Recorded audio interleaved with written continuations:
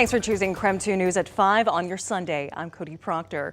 We kick things off this Mother's Day holiday with your forecast tonight because we might actually be seeing some storms moving in this week. Let's check in right now with meteorologist Michelle Boss to find out what the week has in store for us. Well, temperature-wise, this is a pattern more typical of July than mid to late May because we've seen some warm weather over the last week with highs in the 80s, and we've got a lot more 80s and maybe even some 90s in the forecast. Yes, I said 90. Taking a look at satellite and radar right now, all is quiet across the region. Few clouds out across portions of central Montana, but that's about it. Clear skies across the entire inland northwest and temperatures reflecting all of that. Sunshine 84 right now in Spokane, which I believe will be our high for today. 83 in Deer Park, lower 80s in Sandpoint, upper 80s in Lewiston, 90 in Othello. I'll have to check to see if Moses Lake or Lewiston did top out at 90 this afternoon. It's going to be close again. 89 degrees right now in Omak. Short-term forecast, not a lot to say. It's just going to be clear and mild. Temperatures still in the lower 70s by 9 p.m. Clear skies all night. Tomorrow, it's going to be another warm day with mostly sunny skies for most of the day, but by mid-afternoon, we do have a chance to see the first round of what could be many rounds of thunderstorms for this week, though temperatures are going to stay warm nonetheless in the 80s. Michelle, thanks so much. Well, right now the clock's ticking for one of the city's largest events. We are less than 2 months out from the biggest 3-on-3 basketball tournament that takes place right here in Spokane. Hoopfest kicks off June 24th. But before you play, you have to first register your team, and tomorrow's the last day to do so if you want a guaranteed spot. After that, you can still register until the end of May, but only if there's still space. So think up a good team name real quick and make sure to get that registration in by tomorrow.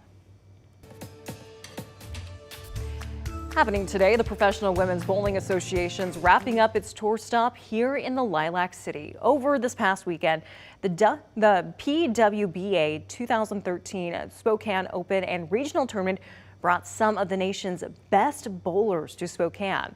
KREM 2's Janelle Finch checked out Lilac Lanes for today's regional competition. Take a look. Today, bowlers from across our region, the country, and the world are participating in the PWBA's Spokane Regional Tournament in the hopes of taking home a regional title. You won't find any bumpers here at Lilac Lanes Sunday, but you will find the women competing at the PWBA Spokane Regional Tournament. These women have been knocking down pins for years. Make that 20 years for Missouri bowler Shannon Grimm.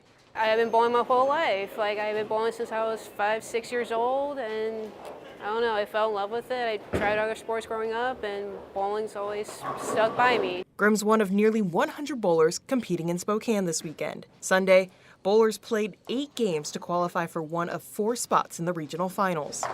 Came here to fight another day and hopefully learn a little something.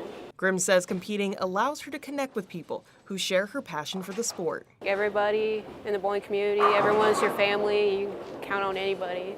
That community includes bowlers from all over the world.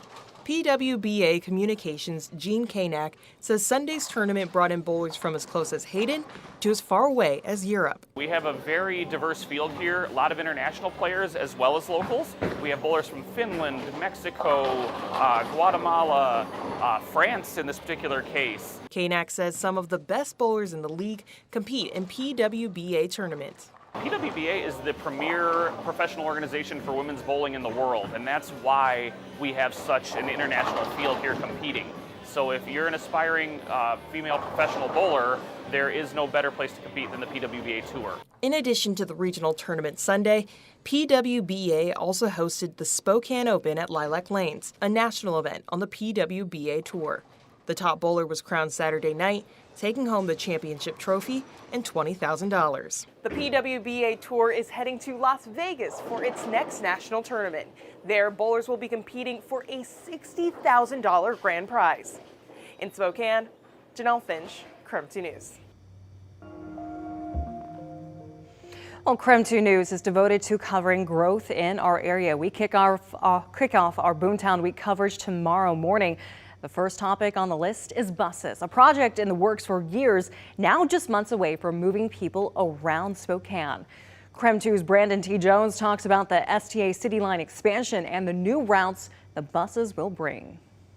People have been anticipating it now that they're actually seeing some of the buses out on the road. Hear about what the training process has been like for drivers and why STA believes this new effort will improve the downtown experience without increasing congestion. Our Boomtown Week coverage begins at 5 tomorrow morning on Up with KREM, so tune in.